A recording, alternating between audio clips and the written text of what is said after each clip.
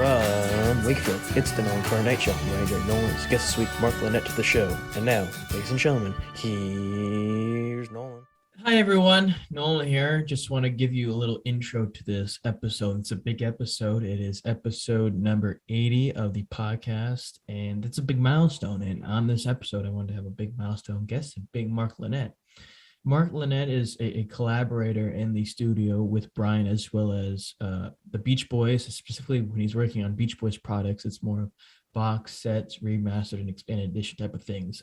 Feel Flows box set, which was about the Sunflower and Surf's Up LP vinyl records, but back then it wasn't called vinyl, well, just records in general. Point being, there's a lot of that stuff when they're reissuing stuff now. There's law across the pond in the United Kingdom where anything that's over 50 years old has to be remastered or whatever the case may be, or else it becomes free domain to anyone in the world. And I want to have him on because the project he's working on for the Beach Boys, being their 60th anniversary year this year, is their remastered and expanded version of their Sounds of Summer record that was released nearly 20 years ago next year, called Sounds of Summer, and it's their greatest hit stuff, and a lot of songs are remastered, changed, and it sounds different.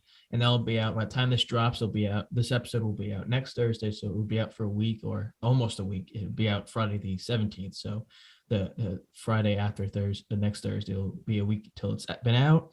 And I hope you all enjoy it, and hope you enjoy this episode. What I also will say is Mark gets a little technical when he's talking about certain things with songs. So if you're not technically savvy in terms of what he's saying about working in the studio or doing certain changes to songs or advancements, whatever you want to call it, just don't skip it, don't leave it. I know people out there tend to not watch the entire video, but don't skip it, don't exit out of the video.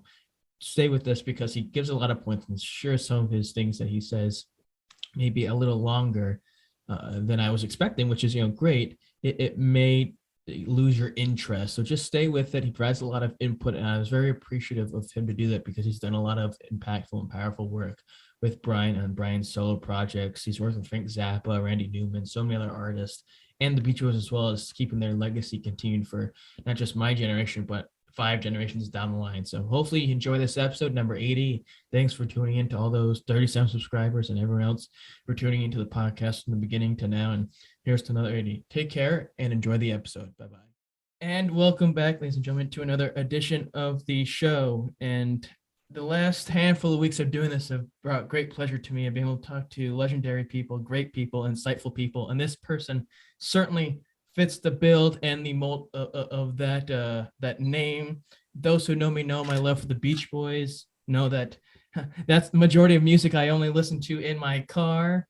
But this person is a very important person in that world. He has a hand in a lot of all the projects to a certain extent of bringing the Beach Boys music into the future generations and years to come with box sets and re-releases and expanded editions.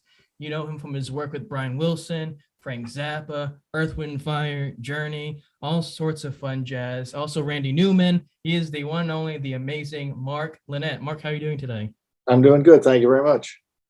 I want to ask, and I know that you were working on it'll be coming out soon, the Sounds of Summer expanded and remastered edition, which will be out this Thursday, or whenever people listen and view this, it'll be out by then. But besides that, in the box set that you worked with Alan Boyd, the Feel Flows box set, how's life been for you the last chunk of time during the pandemic? It has been interesting to say the least. We were in the midst of the Feel Flows box when the pandemic came along, and it didn't get well. It got slightly delayed by the pandemic because Sure. we had product delivery problems that in the end, after all that time, delayed it for, I forget whether it was a month or a couple of weeks. But no, I tried to just find things to do besides that during the downturn. I also work for iHeartRadio at their theater out here and do live music broadcasts.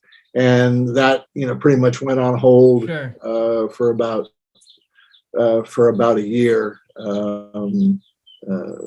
We started coming back middle of last year, and we've been doing shows off and on, but everything just sort of ground to a halt there for a while, and it's still not back up to speed.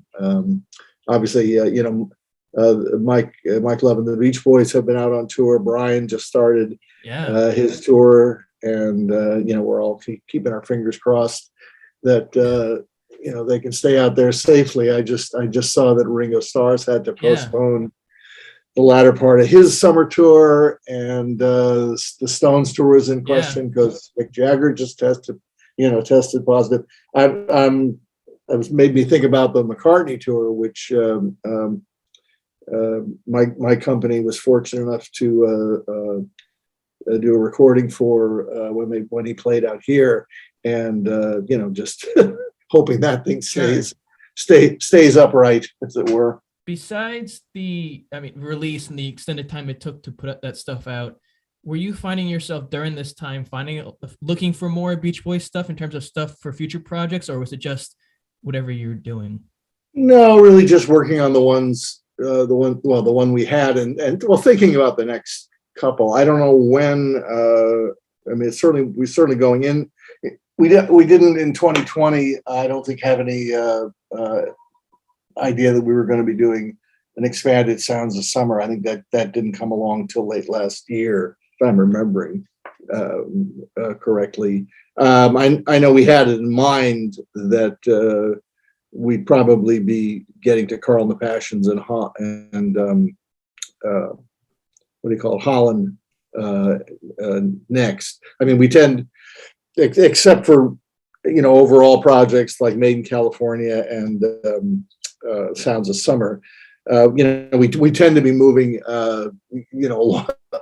revisiting the path of the group's career 50 years on, for a couple of reasons. It just makes sense to do essentially anniversary projects, but there's also an issue with this rather odd copyright law in the UK that strangely decided that any recording that wasn't released within 50 years of its creation automatically became public domain in the UK, which in today's world, means virtually worldwide.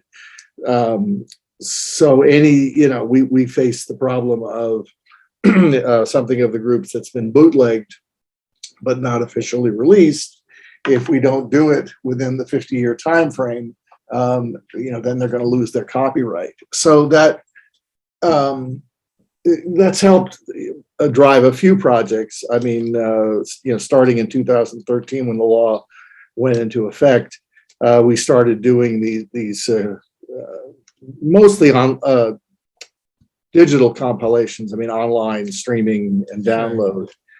We did one for 2013. We didn't do one in 14. We skipped 15 for reasons that I can't remember. And then, of course, did 16, 17.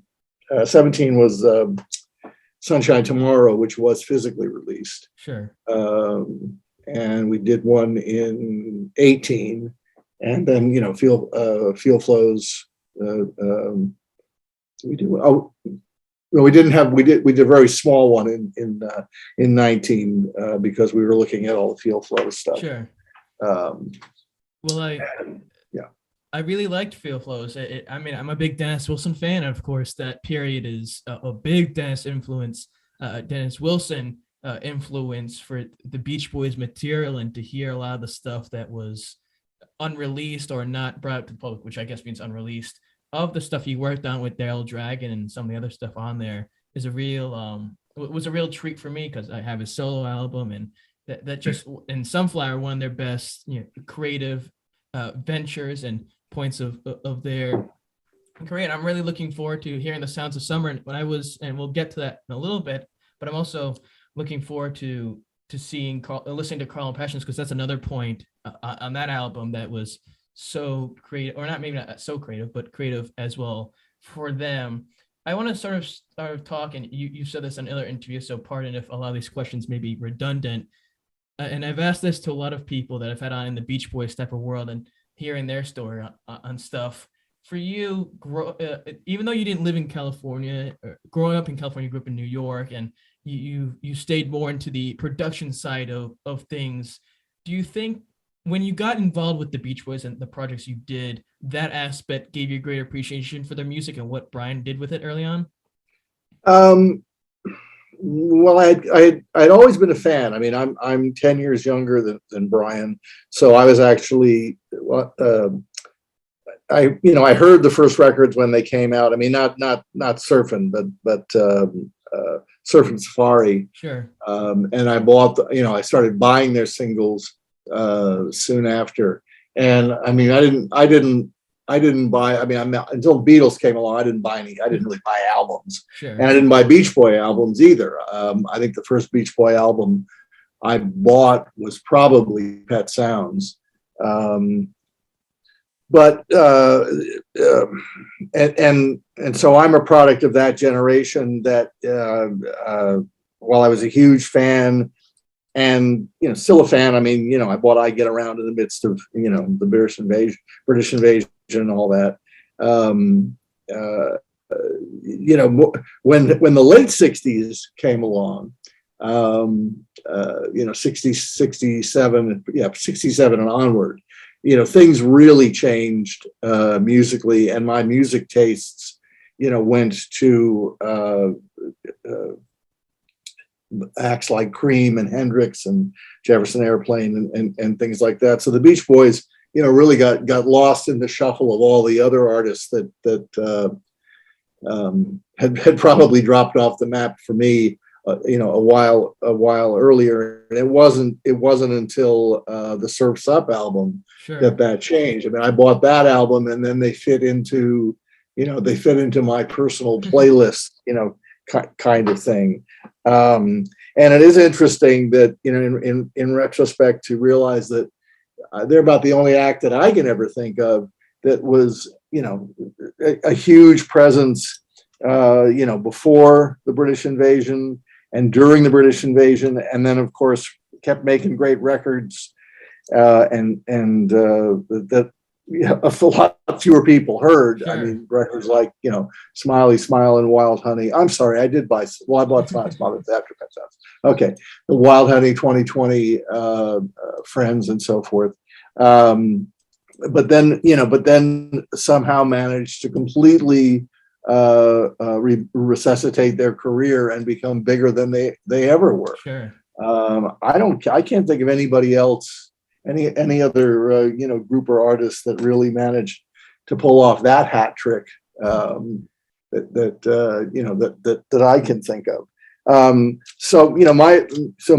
then of course my appreciation changed all over again, and just grew when I really started to get into records like Pet Sounds and Friends, and then professionally, because everybody I was working with in the 70s and 80s, was also such a fan. So I can remember working on a Jimmy Webb album around 1978, and there's a song called on the album called In Cars, which was meant to be very Pet Sounds like, and so we were overdubbing timpani and put them out in the hallway at Sunset Sound to try to get something more. We didn't really, there was no there was no documentation in those days. There was nothing you could read about to give you any idea of how all this stuff was accomplished the way you can now. So I remember we were trying to ape that, not really knowing anything. I mean, just kind of sounds, kind of guessing that it was more of a room kind of thing. Sure. It is interesting, because one of the reasons that I got into this line of work, well, largely the reason was hearing all those records, when I was a teenager, and just, really wanting to understand, I mean, to get into it, to get some idea of how this kind of stuff was created. And like I said, I mean, there was, I don't know if it was secret, but there just was nothing really, really written. I remember there's a famous article in what was then an alternative publication called Cheetah magazine. I have it around someplace about and this is in like 67, 68, somewhere in there.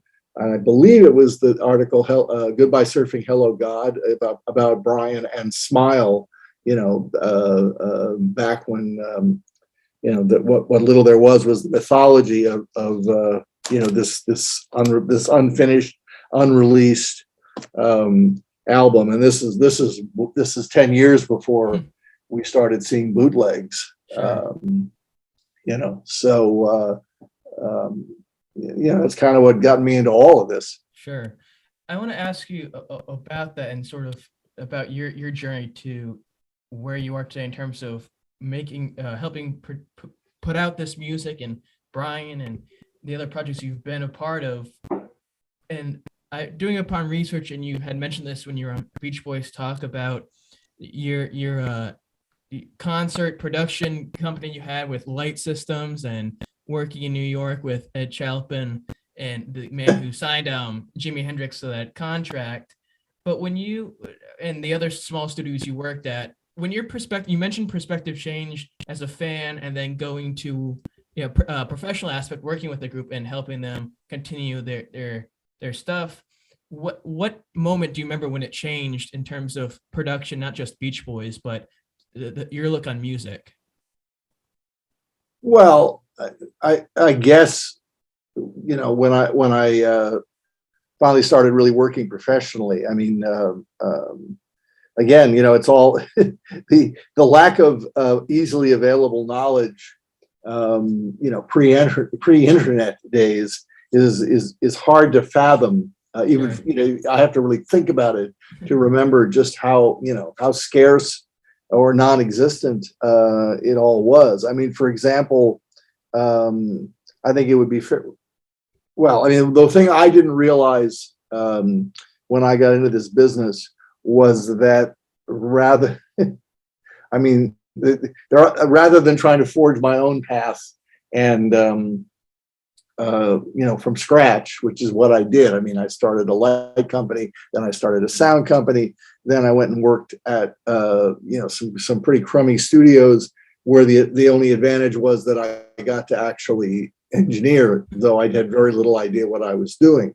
It never occurred to me that I would have been better off seeking a job at the best place where the best people were working, to be in some way in firsthand on the action, not only to learn from the best, but also to be in a position to maybe climb the ladder, which is eventually what I wound up doing through a very odd series of events.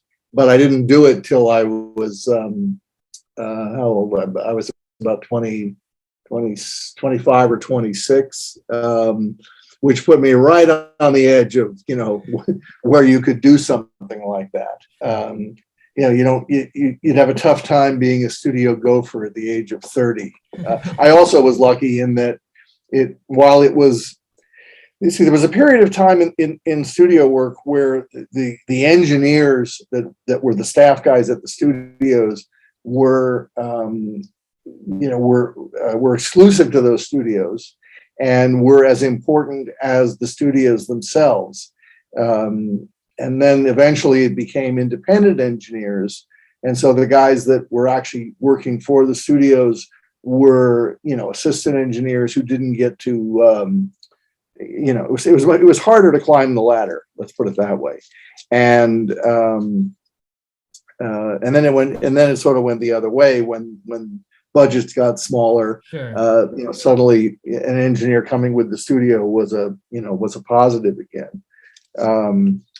So it kind of changed the landscape of how you made a career. But in the end, I mean, when I was coming up, it was still the same thing. You had to have a certain amount of knowledge. You had to be in the right place at the right time. Sure. And that's ultimately what happened to me. And really just one break that got me on the inside, although it didn't directly. It was when I got to work for Frank Zappa on the road. That didn't directly change, but that led me to something that led me to something that led me to someone that got me a job. It just you can connect all the dots from there. So it's like it's for me professionally, it's really like three. It all started somewhere, but like 3 or 4 things, and then my work with with Brian and the Beach Boys was, because of the position I was in, one phone call about something else led to an offer to engineer a session that Brian was booked on, and that led to spending a year on his first solo record and being given the job of shepherding their catalog into the digital age. And then I honestly, I assume probably that it was Capitol that decided that we should do a career retrospective, the first one, which was the Good Vibrations box. And I'm not sure who suggested the totally novel idea of doing the Pet Sound Sessions box, which is something that nobody's repeated. What is it now? Almost 30 years later. Dedicating a whole box set to essentially a documentary creation and a first time stereo mix of an album. It kind of stands. It kind of stands alone. In some ways, I'm surprised. Well, so surprised that the Beatles catalog has never tried to do something like that. They pretty much stuck to reissues and remixes and some outtakes, more outtakes as they've gone along, but never really trying to do that dissection thing. Which that's the kind of thing I like. Is the sense of how it got from blank tape to finished product. I really like that recent video of Paul McCartney and Rick Rubin playing stuff and turning stuff like I've never had my hands on any Beatle multi-tracks, and that was a big moment too. And when we were working on Brian's first solo record, I don't know why, maybe it was an inspiration thing, because this is all the weird time when he was under the tutelage of Eugene Landy. For some reason, it was decided that we should listen to the multi-track of Pet Sounds. So we got an 8-track machine, and they sent the tape over, and just putting that up, like it's 1966, and we're gonna mix the record and listen to pieces of it. That was just amazing. And I'm not musically gifted at all. There's no musical. I played saxophone for all of 3 seconds in middle school many years ago. So my musical, in the sense of your world and what you do, is completely nowhere. When you're early on, maybe, or in general, and the example is Brian's, where he knows everything, all the sounds that's supposed to go into a song or an album. When you're working with someone, and maybe this isn't a question that would connect to what you do, but when you're putting together an album, whether it's be working with someone or box set stuff or remastered edition of something, how do you balance between what you think the end result should be and the musicians' end result, seeing as it's their material? Well, I would say it varies, but the bottom line is that you try to be a helpmate essentially, and hope that. Well, it also depends on who you're working with. Some artists and producers will it also depends on which hat you're wearing. If I'm just working as an engineer, I'm much more likely to be taking more direction from the producer, artist, whatever. I mean, there's a whole sort of hierarchy, and it varies with every situation.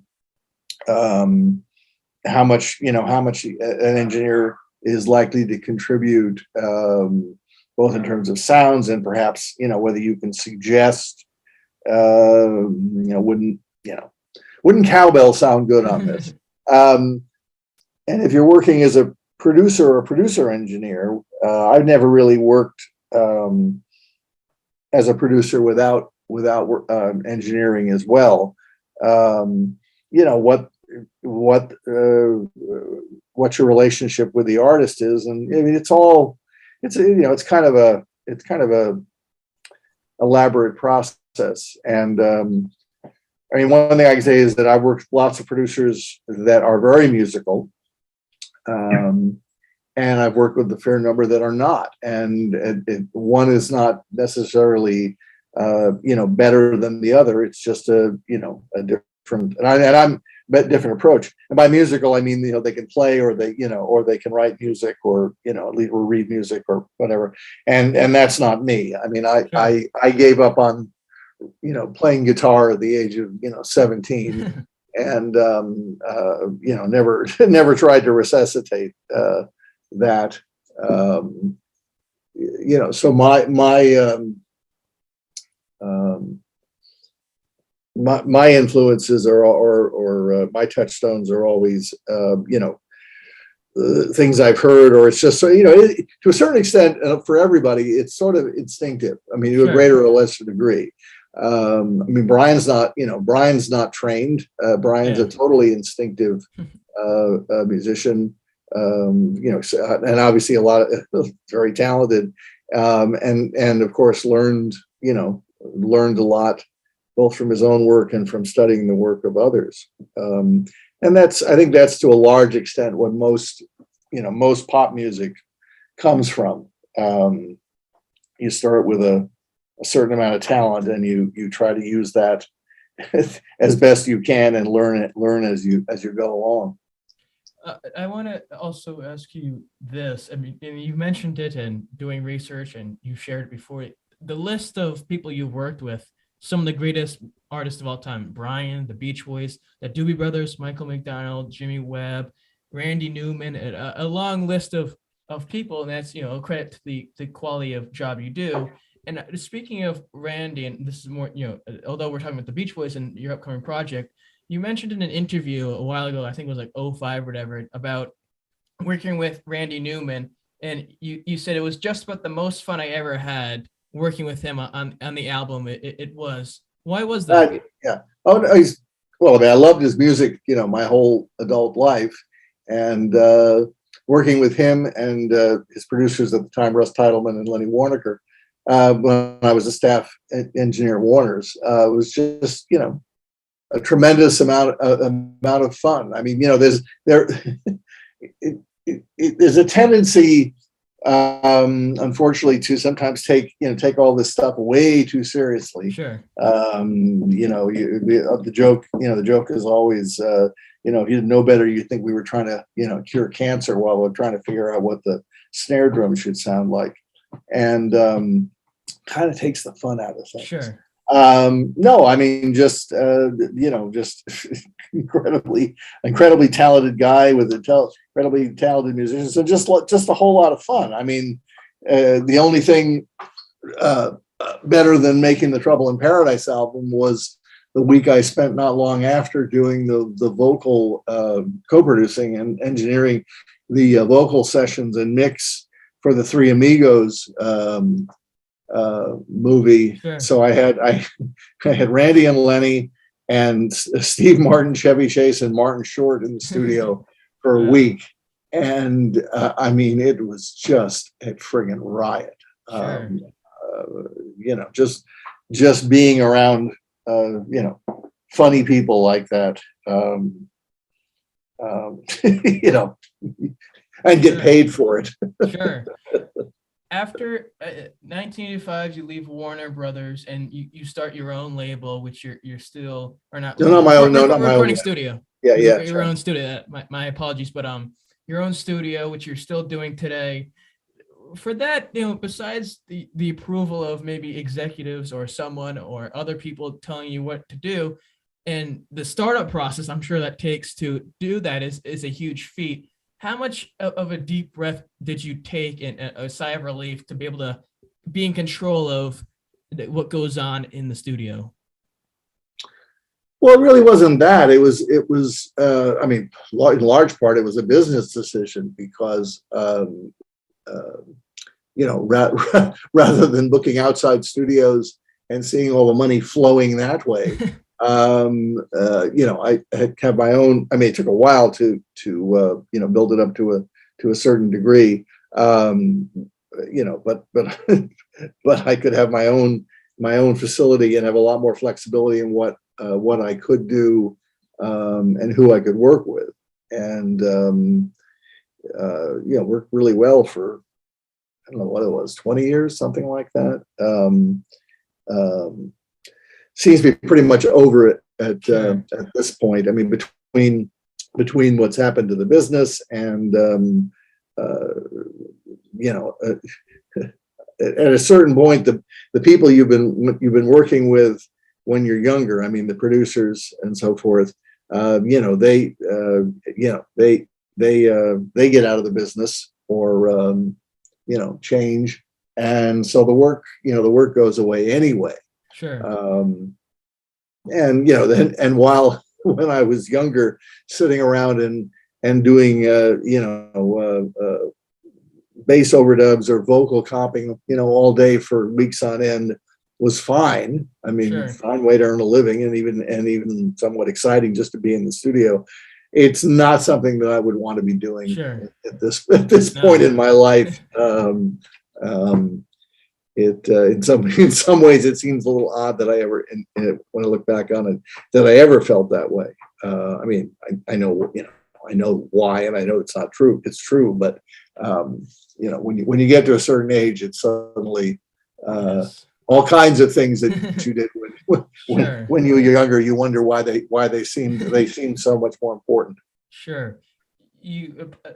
When I was preparing for this conversation with you, and watching videos and other interviews, you mentioned the working with Carl and maybe, I think it was just with Carl, maybe, and you can correct me if I'm wrong, on David Lee Roth's version of California Girls in the 80s. Before that, I mean, during that process, or maybe when you found out about that, or even after that, did you have any sort of inclination that, oh, maybe I'll work with the Beach Boys again, or projects with them, or is it just another day or another? Well, no, that was, I mean, just like I had worked with him before, because I did a number of albums for the group America, and he and Jerry Beckley were always great friends. I mean, with both Dewey and Jerry, but Jerry in particular.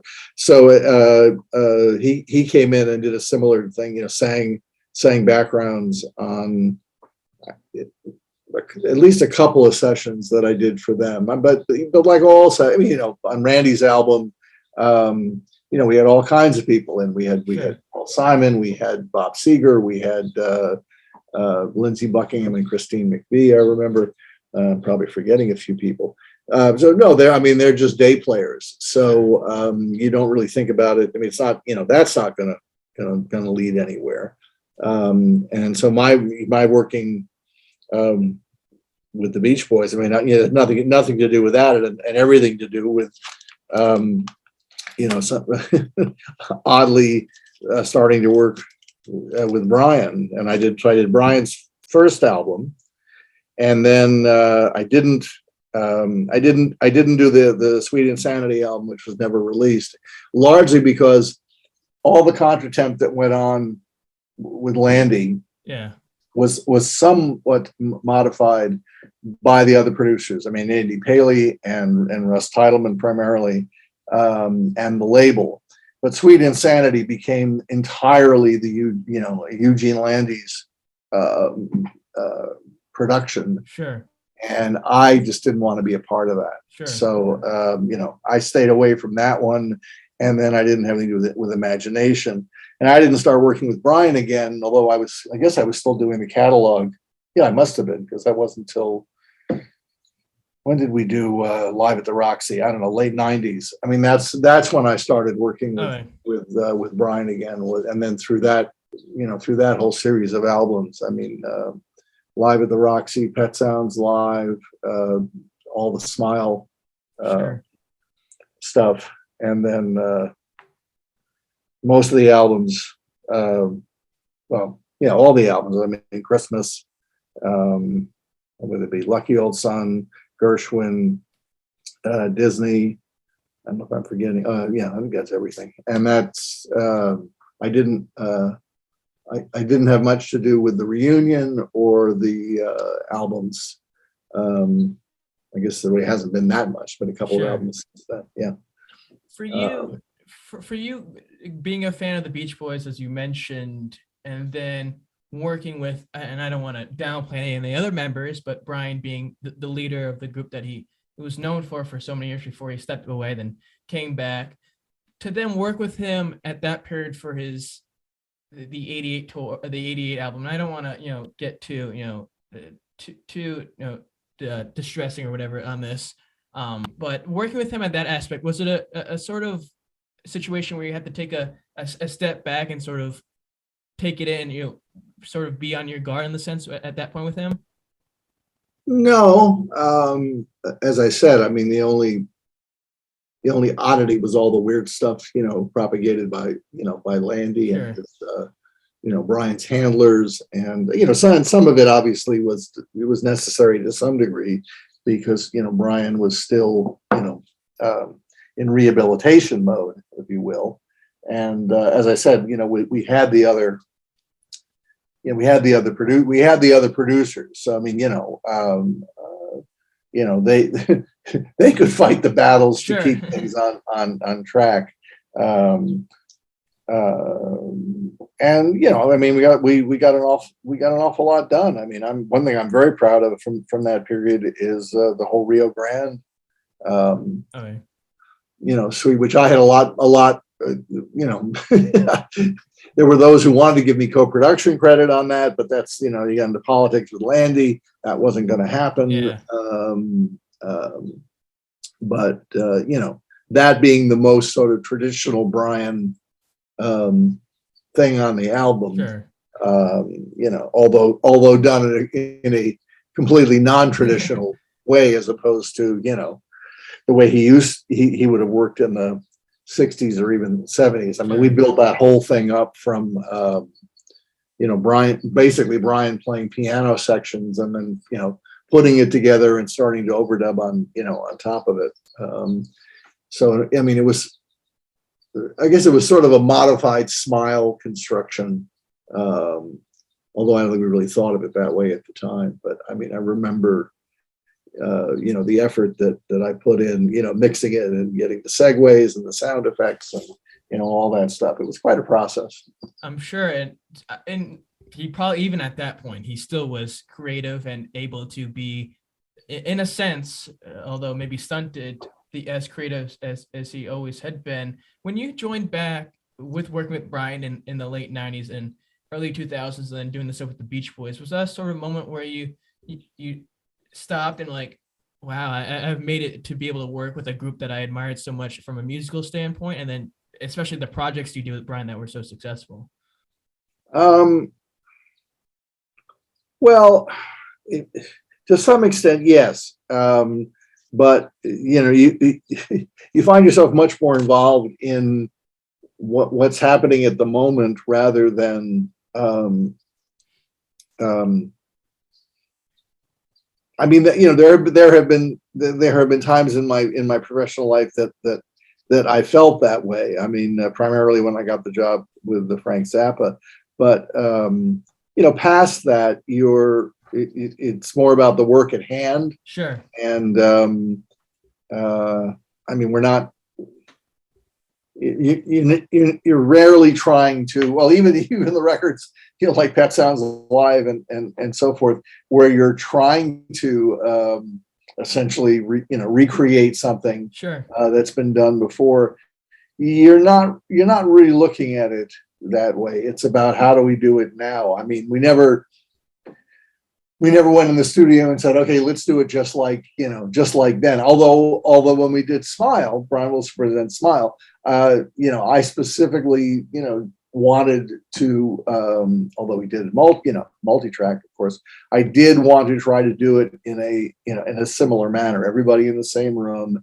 And, we did it all basically, live with some overdubs. I mean, even the strings and horns we had live when we cut the tracks, which we, because they had been performing it live, we were able to do that very quickly. Sure.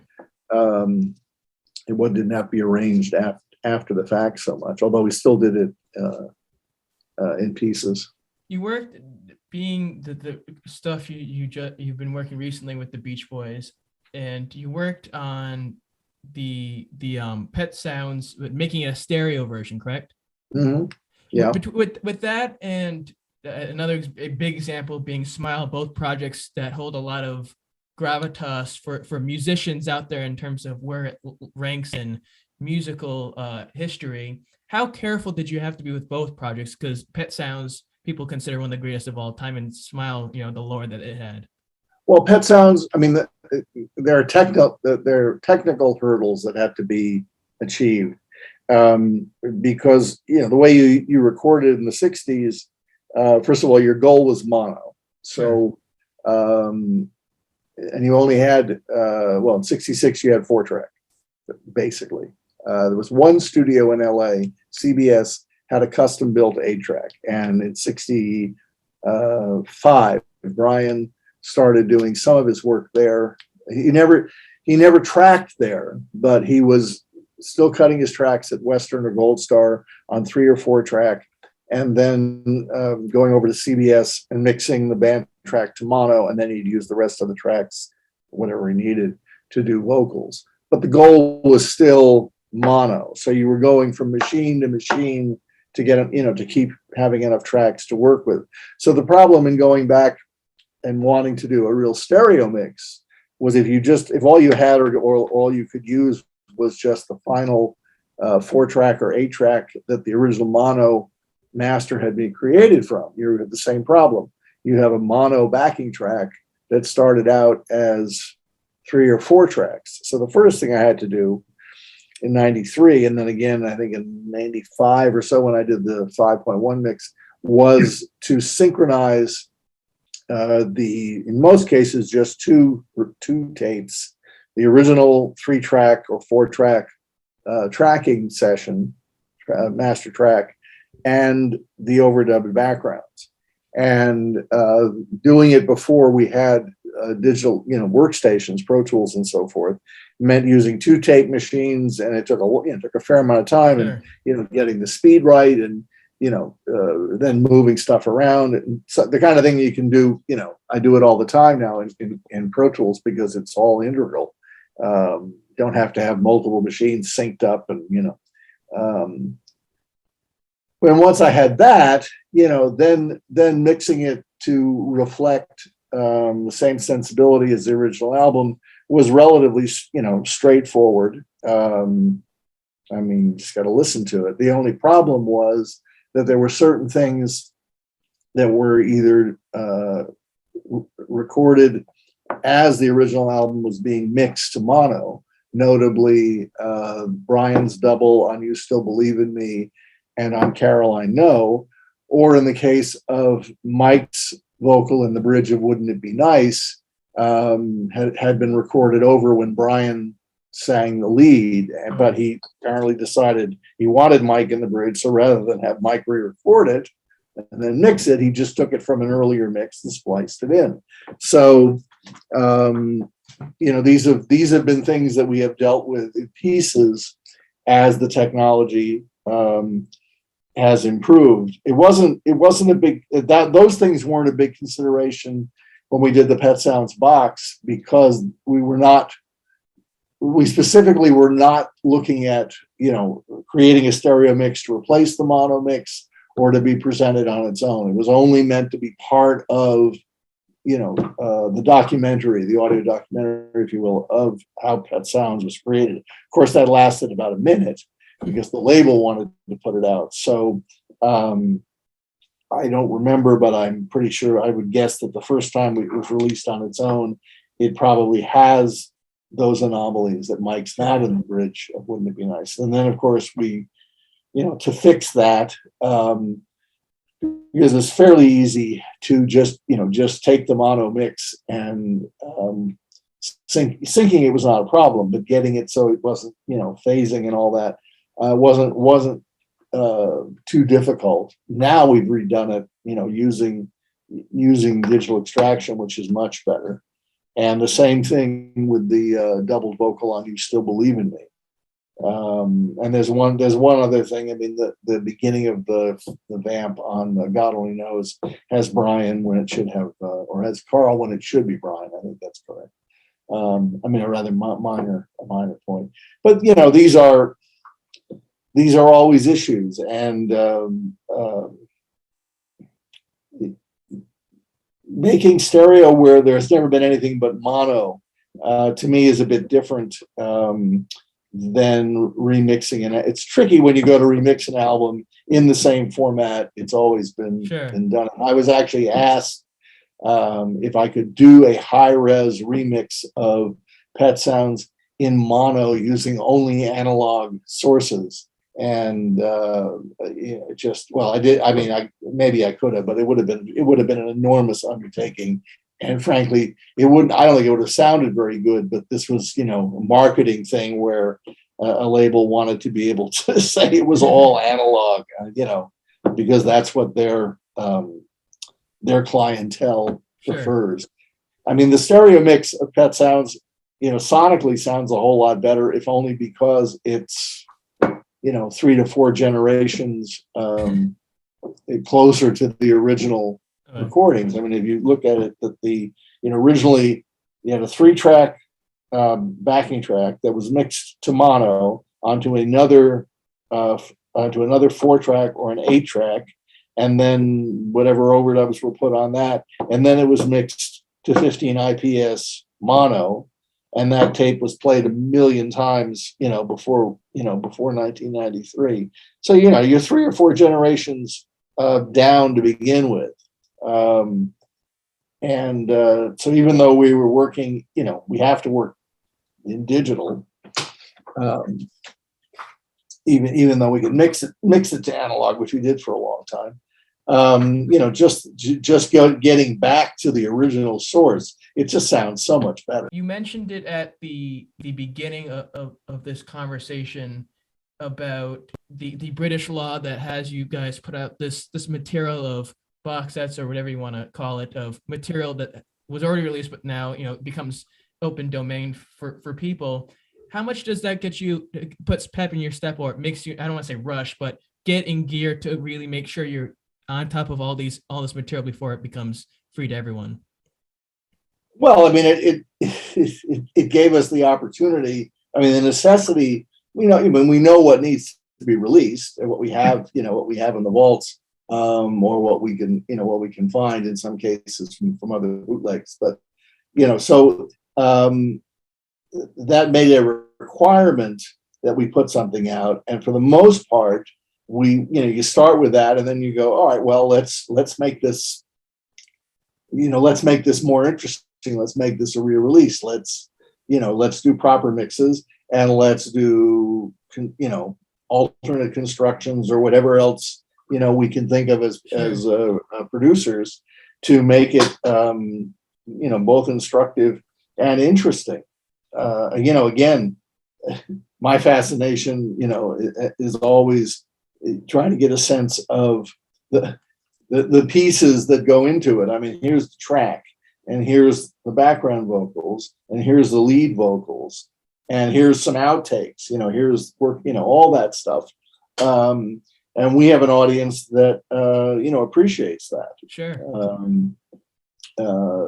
So some of these projects, and frankly, Field Flows is kind of one of them, that the necessity of having to do something opens the door to doing a whole lot more. I mean, 2019, all we did was put out, there were like, I think 4 or 5 things, something like that, that were going to wind up on Field Flows but they had to come out in 19 because they were 50 years old at that point. And that's all we did. We just put them out, and I guess they're still online somewhere. But they're not,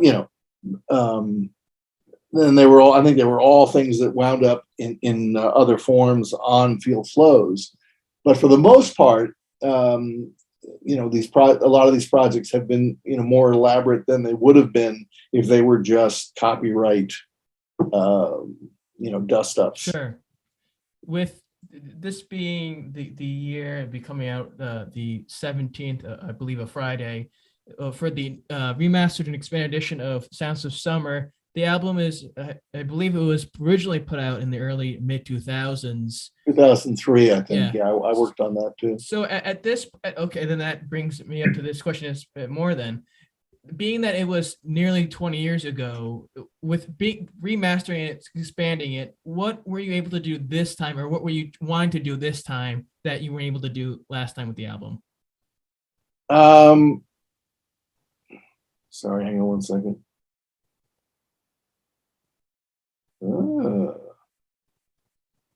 Okay, well, that's fine. Well, it's sort of the same process. I mean, I remember when we were planning Sounds of Summer, first question I asked the group as a whole was, did they want the mono masters or the stereo masters? And by then, of course, we had remixed a lot of things in stereo for the first time. And I could have seen it either way. I mean, the Good Vibrations box is mono for all the hits and so forth, but the group wanted us to use the stereo masters, and I think in large part because that's what a quote unquote modern audience would prefer to hear rather than mono. Now that we're when those records were made, you were making them for 45s, you were making them for AM radio, and that's obviously not the market anymore. So that was the first question. So coming back to it this time, 20 odd years later, we have a lot more material that we have since mixed in true stereo. Sure. And then the idea was to have a deluxe version with 2 more discs of material that we thought, and with the group's approval, would help people who don't know the Beach Boys that well, probably only know the big hits, sure, that you hear all the time. You try to give them the same overview of how deep their catalog is. As Alan Boyd says a lot, is that that there are a lot of different Beach Boy incarnations, sure, if you will. And so to try to present that, and frankly, it could have been at least another CD's worth, but they're always marketing considerations. Sure. So that's why it's 50 more tracks. And but back to the original thing. So the idea was also how to make how to update things without changing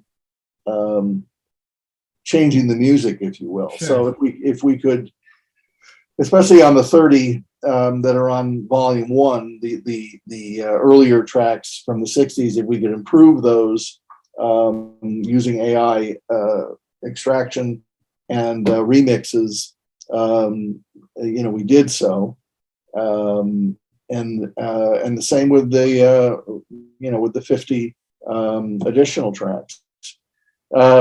So hopefully giving, something for a big audience that gets a sense of an overall picture of the Beach Boys' huge creative. Sure.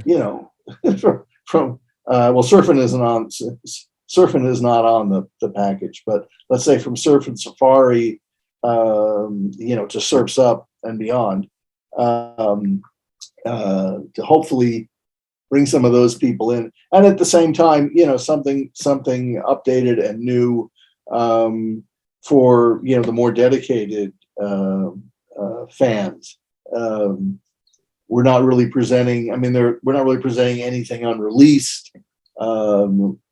Stereo mixes, first time stereo mixes, some unique remixes, but we're not doing this is not an archaeological project the way Field Flows was, or the way the next project will be. For this one, and maybe it might not be the same one when you were on the original version of Sounds of Summer, and if I can ask this about the next project, but maybe not, depending on certain people who have a say in what can go on. For this project, then I'll say, was there a song that you really wanted to take a crack at and making it sound more new, or was it just an overall enjoyment for all of them? You mean that we didn't do, or one that you were looking forward to try to work on again for this album? For Sounds of Summer, or for Sounds of Summer?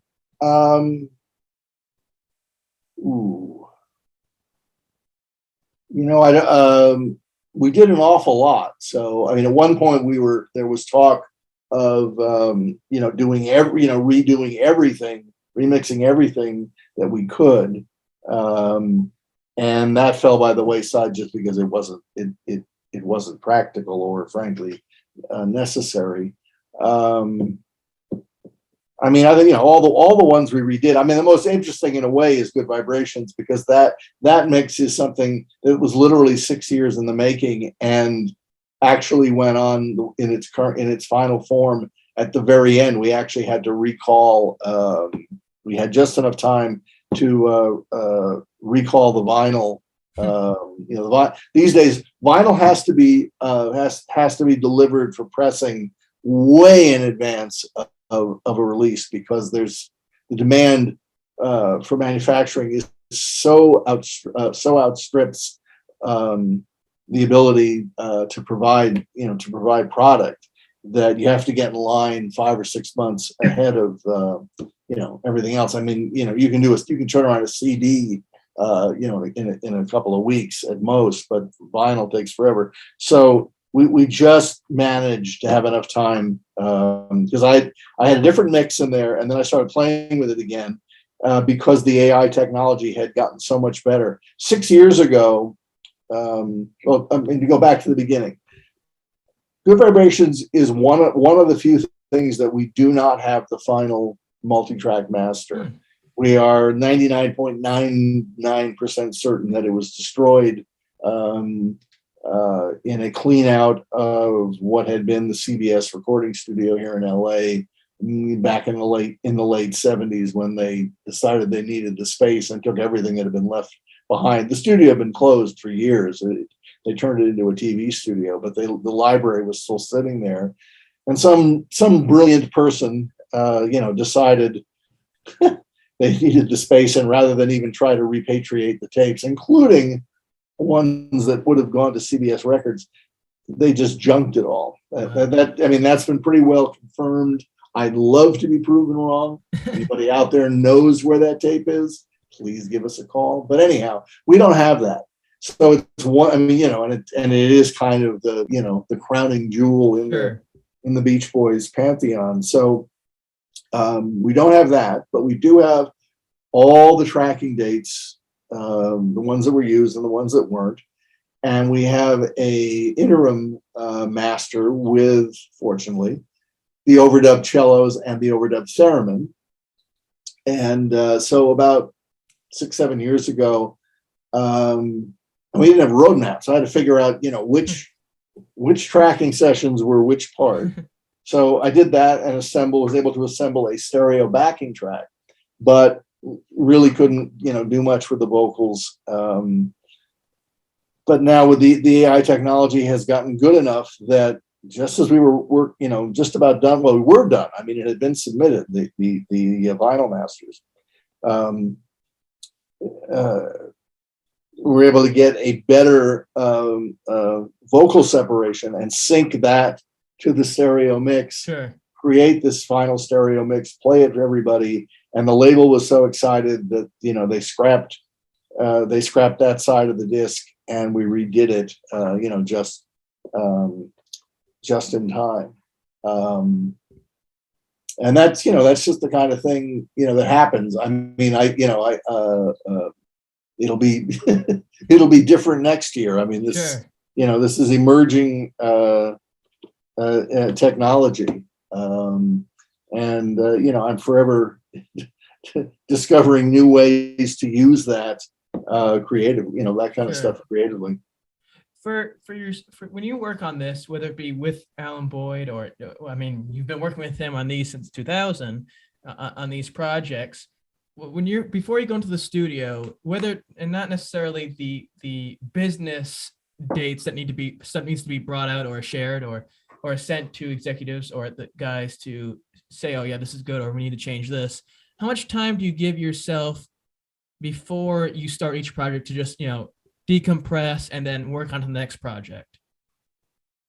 Yeah, it depends. I mean, there were times when there was nothing for years at a time. And then, as I said, starting around, it's almost been nonstop. I mean, 12 was, or 11 or 12, I can't remember, was the Smile Box. And 13 was a very small project. I forget when we did Made in California. I have to look it up. And then it kind of slowed down again until we got to Feel Flows. I mean, we did Sunshine Tomorrow, which was in 2017, and we did do one in 18 that only came out digitally, unfortunately, for Friends 2020 and Friends in 2020. That's what this stands for. 68. And then 19, started off with kind of slow, but then when we got Feel Flows approved. I mean, we always have a pretty good idea of what it's going to be because we know what's in the catalog, sure. Both released and unreleased. And, so then it's just a matter of, make the proposal, and the label has a say in, and frankly, they have some way of predicting how much it'll sell or how much it needs to sell, and then we go from there. For this project, but maybe you already mentioned it, how you hope that you have new people or new fans of the Beach Boys or fans who aren't as hardcore as others to learn about certain parts of the Beach Boys history with the music you're putting out with this new edition of Sounds of Summer. And Feel Flows helped people like myself who are fans and other people who aren't necessarily super fans learn about the material and the amount of material that they had in the vault to put out there and what their music was like and how it progressed through creative aspects. What do you hope to achieve with this project in terms of fans or people learning about the group as well as your future projects? Sounds of Summer? Well, Sounds of Summer, I guess, but you had sort of mentioned already what you plan to do in terms of having fans, hardcore or not, get a better understanding of the group. But is there an overarching goal that's similar for each project you've been on recently with the group, or is there a different goal that you want to put for each one? Well, you hope no. I mean, obviously, there's a certain core audience, but what what one hopes for is that you will increase that. I mean, I felt for years that sort of the overlooked. I mean, everybody knows, the big stuff up through Good Vibrations, and then a little bit, but not the same way. And as I said, I mean, Surf's Up, in the day that they became, rather unpopular in this country. More so in England, they were still popular. Sure. But it was a whole period where the record sales just, yeah. But then when they came back, but then there's this whole period that if people heard it, the same modern audience has an appreciation of it, and that was true when we did Sunshine Tomorrow, which was all the '67 stuff, for stereo mix of Wild Honey and a lot of Smiley Smile stuff and live stuff and the aborted late Hawaii album. That did far better, far higher demand than was expected. So, and Feel Flows, the same way. It's trying to reach a new audience with a different aspect of the group, or as sometimes say, a different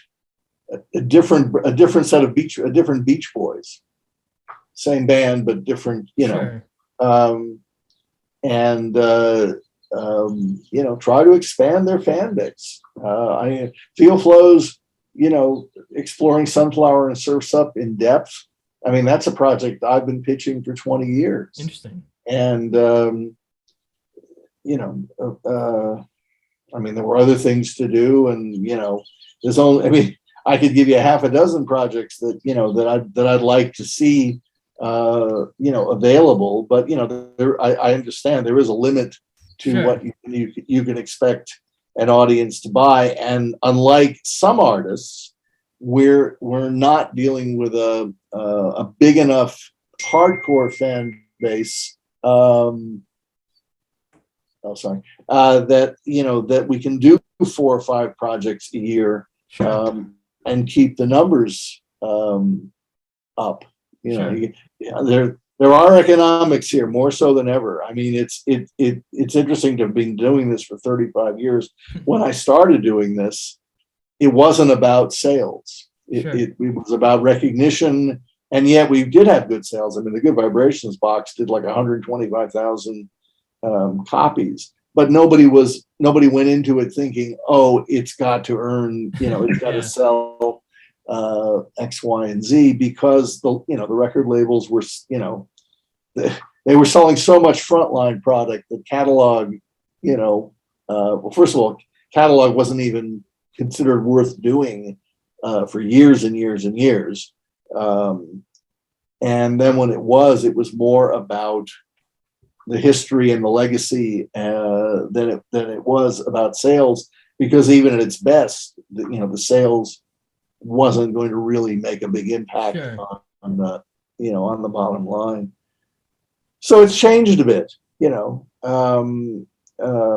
We have to do higher profile projects, but that's good too, because it's now proven that there is a market for that. Sure. But we've done a lot of, we've done them more than anybody, and I guess it's sort of found its own level. I mean, the Good Vibrations box and the Pet Sounds box and the Made in California, and Sounds of Summer. I mean, I remember specifically when we did it, asking what the projection was, and it was 500,000. Wow. Well, it's now sold 4 plus million. I don't know what the expectations are for this new this new updated version. The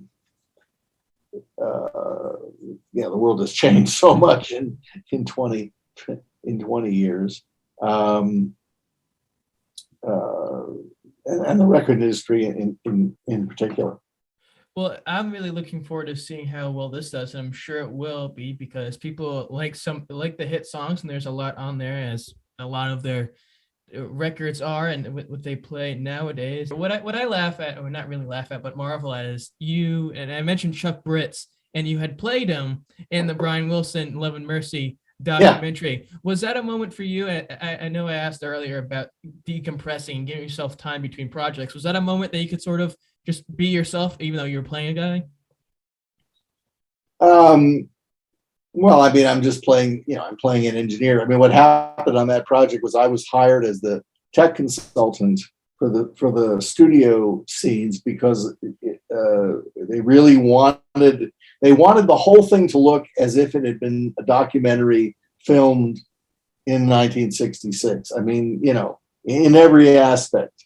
And the job that the set guys did, recreating. I mean, we were in the same studio, but recreating the studio, and then the one that they built next door for some of the other scenes, like the fire session and so forth. So I was hired to help with that. I mean, we need that, because I know all that stuff. We need that kind of console. We need that kind of tape machine, so on and so forth. And at some point, and then, of course, hiring these real musicians to play the musicians. Sure. So when they were doing the studio scenes, you didn't have to have fake, the fake music. You could actually have people playing in that room. It worked great. At some point, it was decided that, well, wait a minute, rather than have me trying to teach an actor, well, here's what you should be doing, all the time. Most of what I'm doing is background. I have a few lines, but most of it is background. It would just be so much easier and frankly probably cheaper, because they'd have to pay an actor scale to have me play the engineer. I mean, sure. I did the screen test, so it was a lot of fun, and I still get a little $12 to $25 check every quarter, which is kind of amusing. Yeah. But no, it was a great experience, and frankly, if nothing else, to stand in the studio and hear 10 musicians play stuff from Pet Sounds. Really got a sense of what it was like, why it worked. Sure. I'm sure that also, though, to play Chuck, who I mentioned earlier, had a big role in the Beach Boys history early on, gave you a sense of pride to go back in time and sort of have that aspect. Well, yeah, and actually I made a point of actually changing the character to Chuck Britz. I think in the original script it was just like it was Chuck the engineer or something like that. And I mean, frankly, they kept the same, the same, me doing all the sessions, quote unquote, even though some of the ones we were representing were done at Gold Star, and it was Larry Levine engineering. There's you have to take certain liberties, sure. Just in terms of making, that much accuracy, while it would be nice, wouldn't hurt. I mean, it'd be nice to give Larry credit, who's sadly not with us anymore either. You can only do so much. I thought it would have been interesting if they had scenes of Brian recording in the 80s, in the movie, and they had to get an engineer, whether they would have dressed me up, or gotten somebody to essentially be playing me, sure, because I did those sessions. So, well, you never know if they didn't have any deleted scenes of that nature, then they'll just the next documentary to add on the pile of Beach Boys documentaries. We'll have to have that. Now, before we go here, and I want to express my gratitude for you taking the time to do this. I want to end on a little segment / game I have called the One Word Challenge. So what I do is I throw out a few names of places, people, or things that have some connection to my guest, and if they do the best, they say something that best comes to mind when they hear it. So are you ready, Mark? Sure. First one, Scarsdale, New York. That's where I grew up. Los Angeles. I moved here in 1972, I think. Brian Wilson, the producer.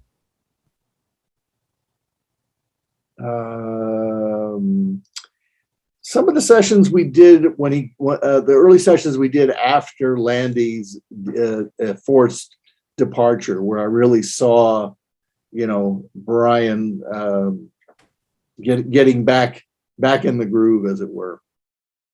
The next one, Alan Boyd.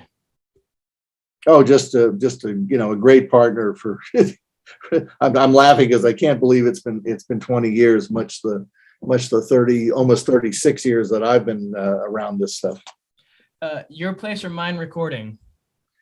Oh, it's just my long time, studio remote. Chuck Britz. Oh, just an amazing hero of mine. I'm so glad I got to meet him a few times. I'm sad he left us, and didn't get to see a lot of this stuff. And last, but certainly never ever least, Mark Linett. It's kind of like the David Byrne song. Well, how did I get here? That is, I would think that would be a more sufficient answer than just me, a more enticing one. But like I said, I thank you for taking the time to share some stuff and opening up and being willing to explain and demonstrate your process and your experiences with helping bring this music to new fans and continue to elevate it. My pleasure, and hope everybody gets a chance to enjoy the new release this Friday. Well, of course, and as I usually do, I like to be, I don't want to say be generous because that's not nice to say, but give time to those who are on here if they have anything coming up, the Sounds of Summer stuff, but anything that they would want to put out there, promote, and let anybody know what they're doing. That you can say. That's pretty much it at this point. As I said, I mean, I'm winding down a bit. Sure. For all kinds of reasons. Sure. Just is what it is. Well, for all those out there who enjoyed this, and because who wouldn't enjoy this, like, subscribe, share, comment, all that fun jazz, because down the road when the Colonial Passions box set comes out, you say, holy crap, that conversation with Mark Linett, the amazing Mark Linett, was amazing. You're going to wish you did that. And I'll leave you with this. In the words of Johnny Carson, I bid you a heartfelt good night. Till next time when we see each other again. Take care.